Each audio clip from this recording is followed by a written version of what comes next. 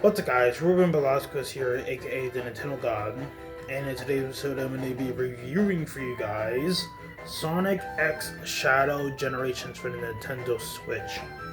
So I hope you guys do enjoy today's review as much as I did making it.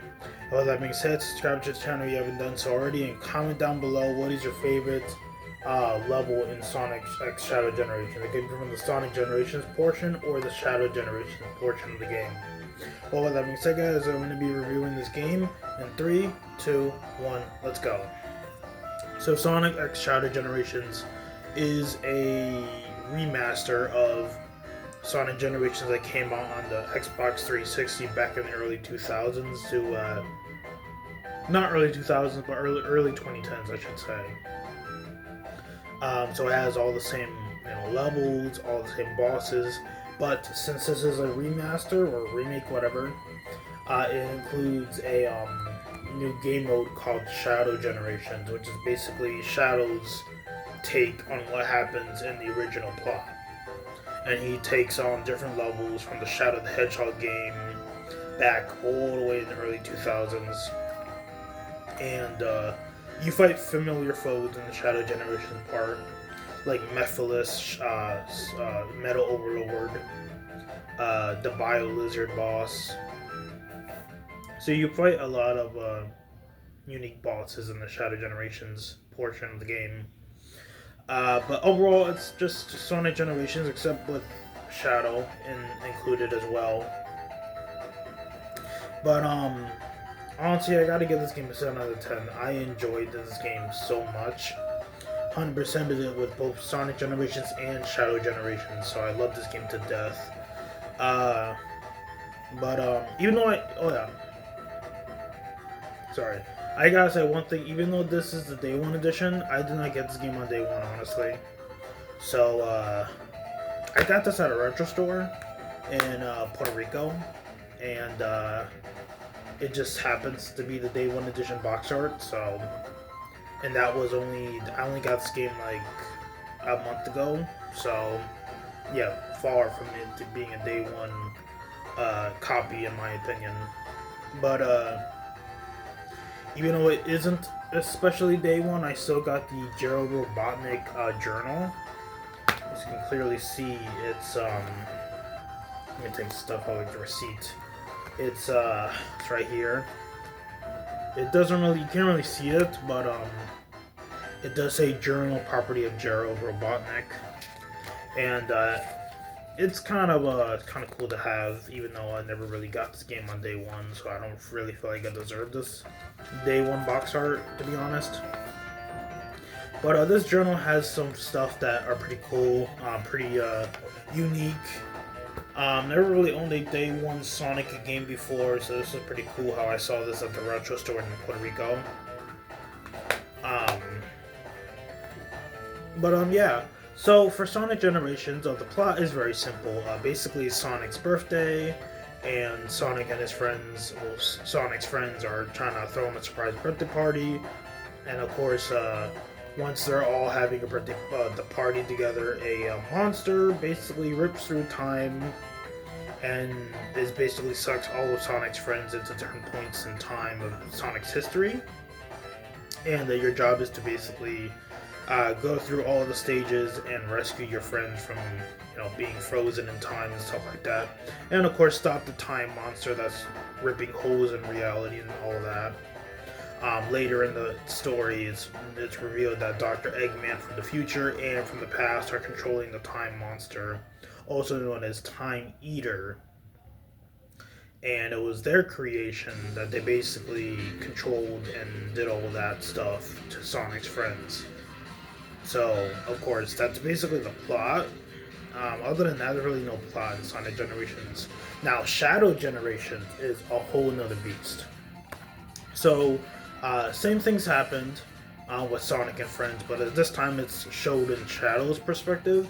So basically, Shadow is aboard the Ark, which got decommissioned all the way back in the Shadow game, Shadow the Hedgehog game, I believe.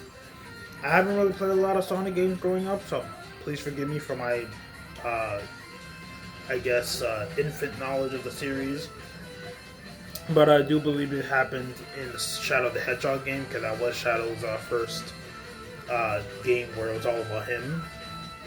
But basically, the arc is the ship or station, like space station, where Shadow was born, using Gerald Robotnik's technology and Black Doom's, I guess, alien tech as well.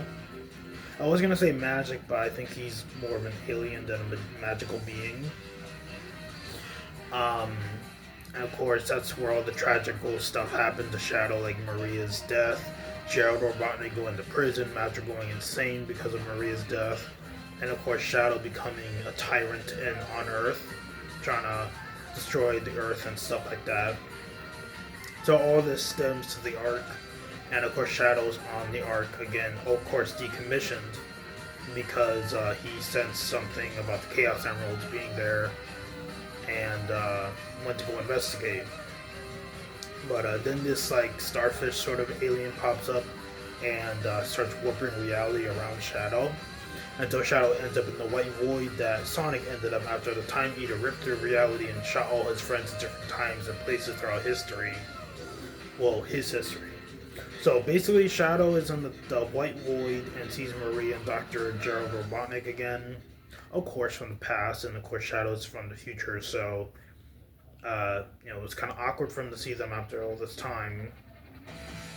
But basically, for Shadow Generations, the goal is to defeat Black Doom by going to different levels of Shadow's past and, of course, collecting certain stuff. It's not really like Sonic Generations where you have to collect the Chaos Emeralds to defeat the Eggmans and Time Eater, but with Shadow you gotta basically use Doom abilities to traverse the world and defeat Black Doom in the end. What I'm trying to say is you have to use Black Doom's own powers against him is what I'm trying to say. But other than that, 10 out of 10, absolute cinema. This game is peak. And I do have a little bit of a side story to tell y'all about Generations, and that is my experience with the game.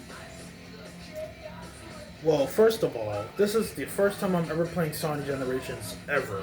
I've never owned a 360 growing up, so I never got the original, play the original version of Sonic Generations. The only version of Sonic Generations I was able to play growing up was Sonic Generations on the Nintendo 3DS. And of course, that version of the game was terrible in my opinion, so this was my first ever playthrough of the OG version of the game. Just remade for the Switch and stuff, so yeah, I've never played the 360 version of Sonic Generations. I never played it at a friend's house or a family member's house.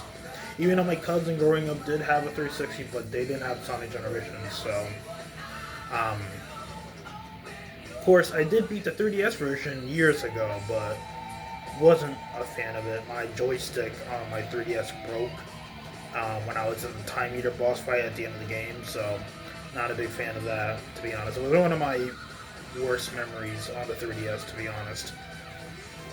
But yeah, I guess that's a little bit of a side backstory of mine that I wanted to tell y'all, because specifically with this game, I just have that backstory in my head to this day, actually. But yeah, with that being said, there's really not much to this game. I mean, it's just Sonic Generations remastered for the Switch with an extra mode called Shadow Generations, so yeah, sorry, hiccups.